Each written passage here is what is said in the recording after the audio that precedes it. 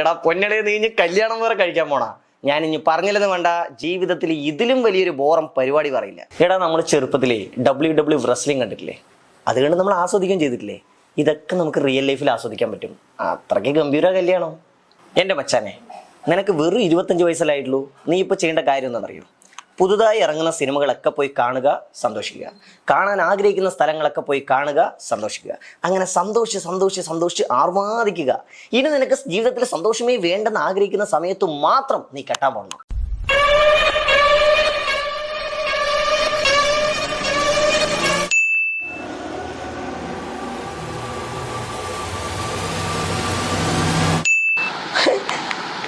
എടാ മച്ചനെ, ഞാൻ പറഞ്ഞത് മുഴുവൻ നീ വിശ്വസിച്ചില്ലേ? എനിക്കറിയാം നീ വിശ്വസിച്ചത്. ഞാനേ നിന്നെ പ്രാങ്ക് ആക്കിയതാണ്. നിനക്ക് മനസ്സിലായ? എടാ, ഭാര്യ എന്ന് പറയുന്നത് നമ്മുടെ 2 കണ്ണാണ്.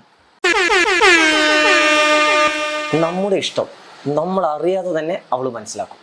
അതാണ് ഭാര്യ. അതൊക്കെ എൻ്റെ ഭാര്യ. അവളെ കണ്ടല്ലോ, കൈയെടുത്ത് തൊഴുതണം. സ്നേഹമുള്ളവൾ, സുന്ദരി, സൽസ്വഭാവി, കുടുംബിനി. ഞാൻ പോയ ജന്മത്തിൽ എന്തൊക്കെയോ വലിയ നന്മകൾ ചെയ്തിട്ടുണ്ട്. അതുകൊണ്ടാണ് ഇവിടെ എനിക്ക് തന്നെ കിട്ടിയത്. നീ കേൾക്കുന്നുണ്ടാ? എടാ അളിയന്നാ ശരി, എൻ്റെ വൈഫ് വരാൻ സമയമായി. ഞങ്ങൾക്ക് ഇനി കുറച്ച് ടൈം സ്പെൻഡ് ചെയ്യണം.